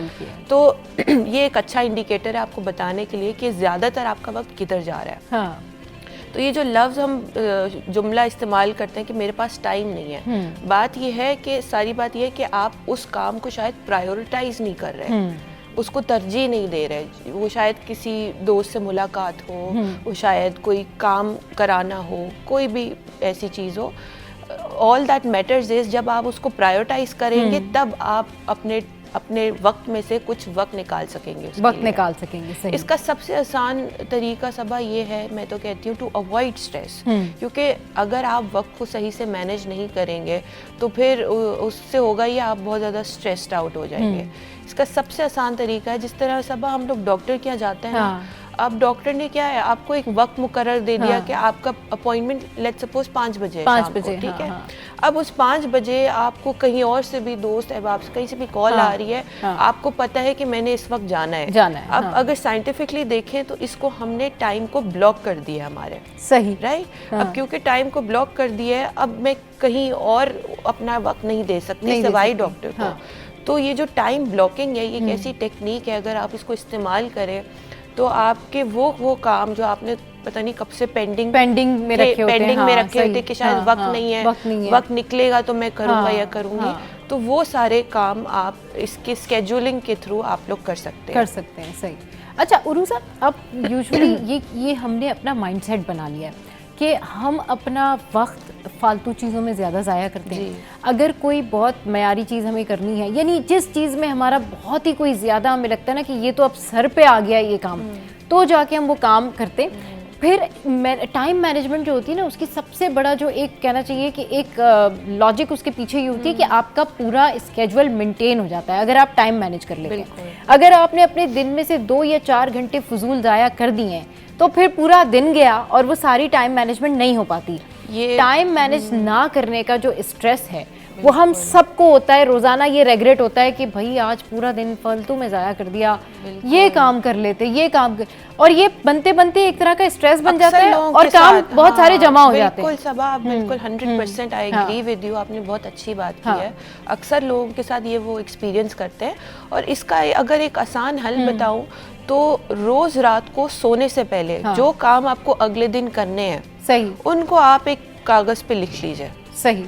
मिसाल के तौर पे सुबह आपने बैंक जाना है या आपने उसके बाद कहीं और काम पे जाना है या किसी से मीटिंग करनी है, वो तमाम चीज़ें आप उस खास वक्त टाइम फ्रेम में लिख लीजिए। क्योंकि देखें बाज़ औक़ात मैं आपको बताऊं, इतना ज़्यादा हम लोग फास्ट पेस्ड ज़िंदगी में हैं कि हम लोग भूल भी जाते हैं। मेमोरी का बहुत बड़ा इशू हो रहा है कि भूल जाते हैं कि क्या करना था। अभी कहते हैं हाँ कल ये करेंगे, कल आते हो कहते हैं अरे मैं तो भूल गया, अब तो वक्त गुजर गया, अब कल करेंगे। तो ये भी बहुत बड़ा इशू हो रहा है। सही। और सोशल मीडिया पे आपने अक्सर देखा होगा छोटी छोटी अब रील्स बहुत ज्यादा काम कर रही है instead of the long videos. जो है ना वो कोई ऐसा मैग्नेट है कि वो बंदे को बस अगर इंसान ने उसको जो है वो एक दफा देखना शुरू किया तो आप बस स्क्रॉल करते जाएंगे, एक घंटा 2 घंटे, बिल्कुल आप रील्स ही देखते रहेंगे। अटेंशन स्पैन ही कम हो गया। अब वो 1 मिनट भी हमें 1 मिनट की रील ही वो काफी रहती है या 30 सेकेंड्स में वो एंगेज नहीं करता, हम कहते हैं स्वाइप अप। हाँ बिल्कुल, राइट। वही ना, टाइम इतना फास्टेस्ट टाइम है कि लोग बॉदर ही नहीं करते कि वो किसी चीज को बहुत लॉन्ग वे में देखें या फिर वो बहुत देर तक उसको सुने। भाई रील्स का मतलब आप देखें कि जो फैसिनेटिंग रील्स नहीं होती हैं, अट्रैक्टिव रील्स नहीं होती, या आपके इंटरेस्ट की रील नहीं होगी, उसको आप जो है वो स्क्रॉल करेंगे और आप आगे बढ़ते जाएंगे। क्योंकि स्ट्रेस इतना ज्यादा है तो बड़ा जरूरी है कि आप डीप ब्रीदिंग की एक्सरसाइज जो है वो रोजाना करें। सुबह को उठें, जब आप वॉशरूम के लिए जाते हैं तो शीशे के आगे खड़े होके डीप ब्रीदिंग करें। सही। हम लोग इस चीज़ को बहुत लाइटली लेते हैं सब, लेकिन ये करने से ना आप कि माइंड और बॉडी काफ़ी रिलैक्स हो जाता है, ताकि आप दिन भर की मज़ीद जो आपकी अपने काम अपनी ड्यूटीज़ हैं वो अच्छे से निभा सकें। इट इज़ वेरी इंपॉर्टेंट कि सुबह को उठ के आप डीप ब्रीदिंग करें, ज़रूरी नहीं है बैठ के करें, खड़े होके कर लें, हाउएवर इट इज़, और उसको मुतवाले रोज़ कंसिस्टेंसी से करें ताकि आपको उसका रिजल्ट भी मिले। और इससे होगा ये कि जाहिर है आप काफ़ी अच्छे से आप अपनी चीज़ों को कर सकेंगे और स्ट्रेस आपकी ज़िंदगी से थोड़ा सा मैनेज हो सकेगा और अच्छे से आप ज़िंदगी गुजार सकेंगे। अच्छा, बहुत सारे ऐसे स्टूडेंट्स होते हैं, बहुत सारे ऐसी जो है लड़कियां होती हैं जो कि वर्किंग वीमेंस होती हैं, बहुत सारी ऐसी लड़कियां होती हैं जिनका ताल्लुक ब्यूटी से होता है, स्किन से होता है, और बहुत सारी ऐसी लड़कियां भी होती हैं जो घर में होती हैं, हाउस वाइफ होती हैं।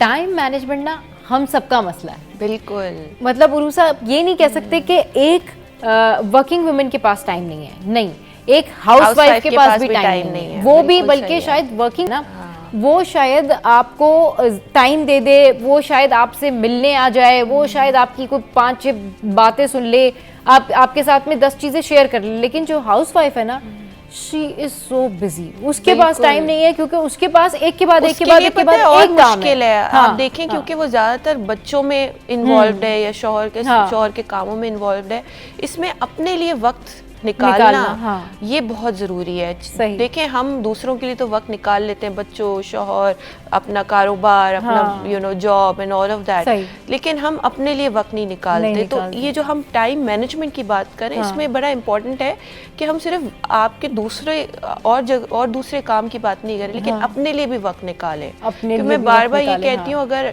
इंसान अपने लिए 5 मिनट भी नहीं निकाल सकता तो क्या ही फ़ायदा आपकी ज़िंदगी का। तो उस 5 मिनट में, 10 मिनट में कम से कम वो सेल्फ केयर करें, वो सारी टेक्निक्स करें अपने ऊपर, जो भी जिससे आप अपने दिन भर कह सकें यार मैंने आज कुछ किया, कुछ एक्सरसाइज कर लें आप, अगर 15 मिनट निकाल सकते हैं, पार्क चले जाएं, वॉक कर लें। मैं और उरूसा जब मिल के बैठ के कोई बात करते हैं ना, तो डेफिनेटली हमारी कंक्लूजन सेम निकलती है, क्योंकि शायद हम बहुत अच्छे तरीके से जानते हैं कि ख़वातीन की और लड़कियों की एक्चुअल प्रॉब्लम क्या है, क्योंकि उरूसा के पास भी इसी तरह के लोग बहुत ज़्यादा आते हैं, और मेरा जो भी सारा क्राइटेरिया है, जितनी भी मेरी फीमेल कोलीग्स हैं वो भी सब इसी तरह की बात करती है, तो हम बहुत अच्छे तरीके से जो है ना वो लोगों को रिप्रेजेंट कर रहे होते हैं, जिसमें मैं पर्सनली जो ये हाउस वाइफ है ना, इनको सलूट करना चाहिए।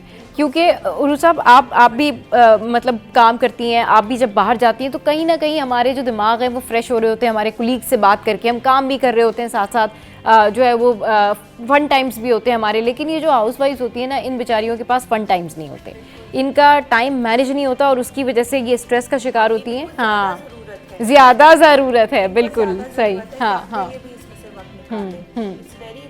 आप अपना ख्याल रखें और दिन में 10-15 मिनट निकालें, जिसमें आप योगा कर लें, मेडिटेशन कर लें, डीप ब्रीदिंग कर लें, और थोड़ा सा अपने ऊपर ध्यान देंगे तो ये है कि ज़्यादा अच्छे से आप बाकी चीज़ें भी निभा सकेंगे। सही। चलिए जी, उरूसा मुहसिन हमारे साथ थी। आई होप कि आज जो हमने डिस्कशन की है वो ज़रूर आपके लिए बेनिफिशियल होगी। आज के शो से फिलहाल इतना ही, कल फिर आएंगे एक नए शो के साथ, नई टॉप स्टोरीज़ के साथ। अपना बहुत ख्याल रखिए, हंसते रहिए, मुस्कुराते रहिए। Keep watching city at 10।